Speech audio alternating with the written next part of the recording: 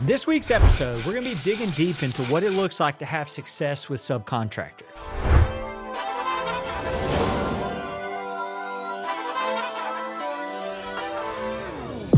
My name's Nate Griffin, and I own a design-build construction company called Exco Custom Homes. Our model is really focused around designing the home and then project managing and then using a subcontractor labor force to fulfill the project. Because of that, I've got a lot of experience over the last 10 years with working with subcontractors. They're really the most critical member of my organization in our ability to get the work done and to make money. But what's the role of subcontractors? In my construction company, my subcontractors are my entire labor force. They provide all the fulfillment, they're the tradesmen, they're the guy out there actually doing the work and building the homes that I'm over here selling and managing. They are definitely a key component of my business, and about 3 years ago, I made the shift to go from like 50-50 subs and in-house labor to really 99.99% subcontractors now. Almost all of our fulfillment is done through subcontractors, so they play a critical role in my construction company and my business model in the fulfillment of the product. The reason I went to this model and the focus on using subcontractors is it's a lot easier to maintain a high quality of product if I just go find a drywall subcontractor and his whole team does drywall every day. Well, I don't build enough houses to keep a drywall crew busy throughout an entire year. So I need someone that is a subcontractor, so they're getting work and providing for themselves in other avenues, but that they can be there when I need them. Right now, we're focused on building, 8 to 10 homes a year is about our capacity and the sweet spot that we want to stay in. So I can't really fill up a subcontractor schedule. So the conflict there was, when I had in-house guys, they had to be multi-purpose. They couldn't focus down on one individual trade.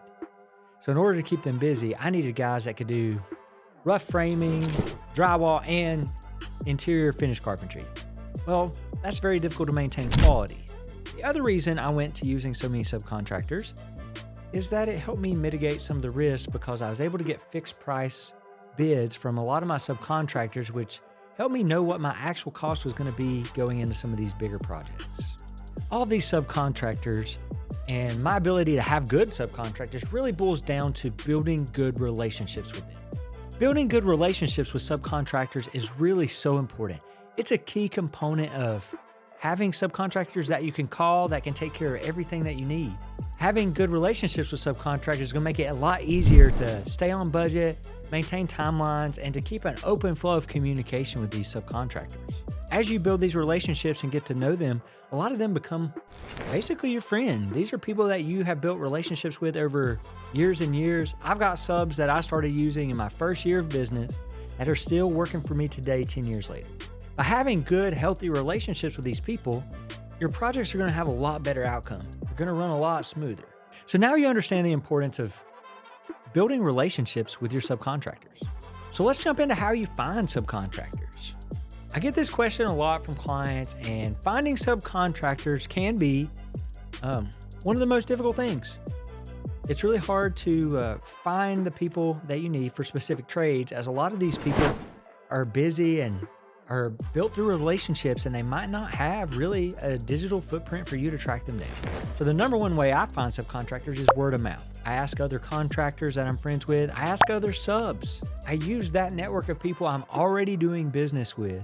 I use that to find more subcontractors so that I can fill any voids that I have in my pool of subcontractors. I also encourage people to use local Facebook pages. I've actually had really, really good luck here in North Carolina on some of the North Carolina contractor forums or Facebook groups where I can post like, hey, I'm looking for this sub that works in this area. And honestly, the last time I did a post like that in the North Carolina general, I think it was contractors looking for subcontractors group, I had over 100 people reach out to me as potential subs. Now, you're still going to have to screen them. You're going to have to do your due diligence to make sure they're legit, but you can quickly source a list of subs in a lot of different categories, from Googling them, referrals, asking other contractors, Facebook groups. You can actually even drive onto job sites and just ask, hey, who's the framer here? Or when you see them framing, stop in and talk to the guys working on active job sites, because then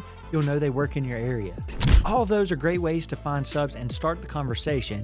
And then you're going to really have to vet the subs, maybe visit them on a job, see the quality of the work, talk to them about how they communicate, and really see if they fit your core values and the values you're trying to bring to your projects. So today, I want to give you 3 strategies for managing subcontractor relationships. Strategy number 1 is clear communication. When you work with subcontractors, you really need to have open lines of communications. You need to communicate with them with how you want to be communicated with, whether it's text, email, phone call. Let them know about when you answer phone calls, and set expectations for both parties so that you know when people will be available for you to ask questions. Have a process for RFIs, or requests for information, for your subcontractors.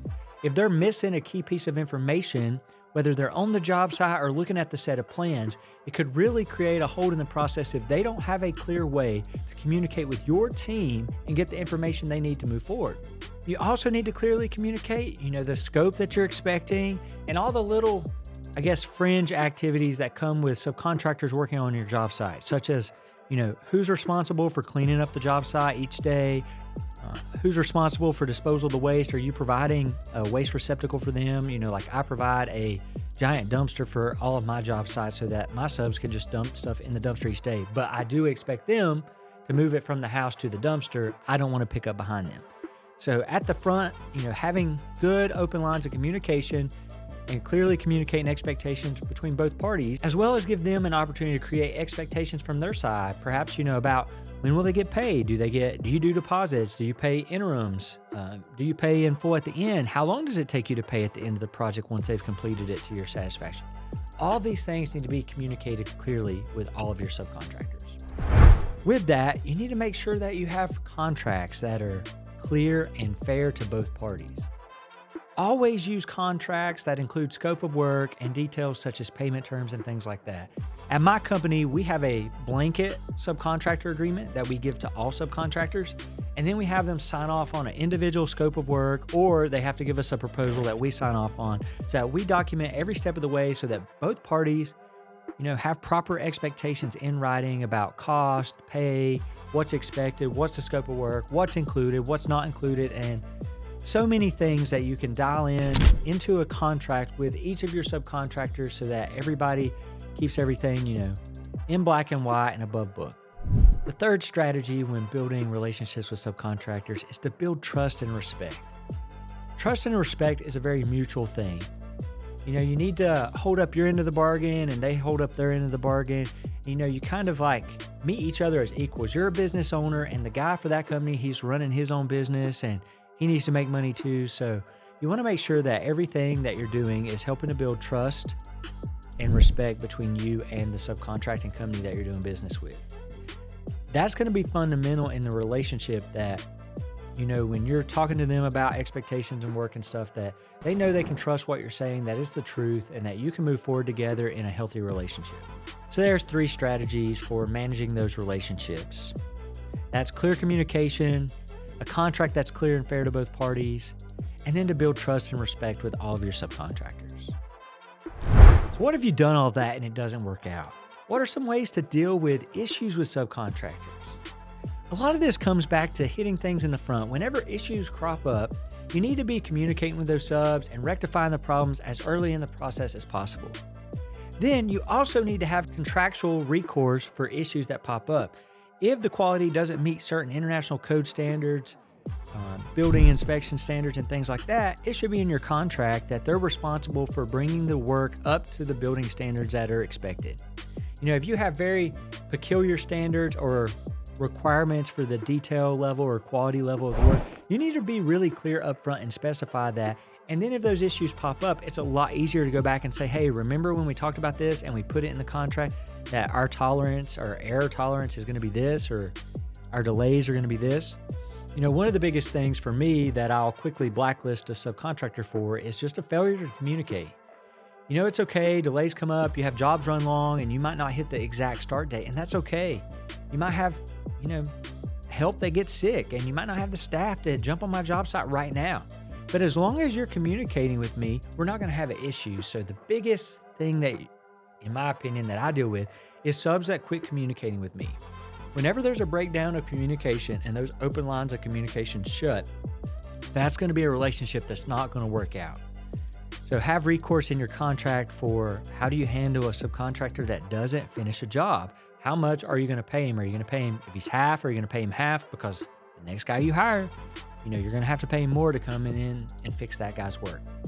All of those issues is why it's so important to build long-lasting relationships with these subcontractors so that you know that they're reliable. It really is key. As these people work with you over the years and they become companies that do business with you over and over and over and over, you can kind of have an expectation of how the project's going to go, of what the cost is going to be. You're going to know these things, and you're also going to have relationships with them so you can call them up and ask for help in a pinch, and they might need something from you in a pinch. And by having that relationship and the open lines of communication and all these things that we talked about today, you're going to build these long-term relationships that create really a lot of value in your company and what you're offering, because your projects are going to move so much more smooth with a good team of subcontractors behind you. So let's recap. In this episode, we went over the roles that subcontractors play in my construction business, and maybe they could in yours as well. We talked about the importance of building good relationships with subcontractors. Then we talked about 3 strategies for you maintaining healthy relationships with your subs. We also talked about how to deal with difficult subcontractors and issues that pop up. But at the end of the day, remember, it's all about building and nurturing long-term relationships with these business owners, because they're going to basically be partners in your business for your production team to get the job done. I'd love to hear from all of you on issues or problems that you've had with subcontractors, and maybe some advice that you have for the audience so that they can better manage relationships with their subcontractor base. Maybe you are a sub and you can let us know what you're looking for with your GCs and the people that you work for, like what are benefits that you would like to see or that make you want to work for someone. As always, if this video was helpful to you, please like, share, and subscribe to the channel as we'll continue dropping educational content every week. If you need more help or want to reach out to me directly, check out the links in the description. There's options in there to schedule a call with me, join my mailing list, and all my socials are there so that you can hit me up however you deem necessary. I'd love to hear from you, connect with you, and possibly help you solve problems.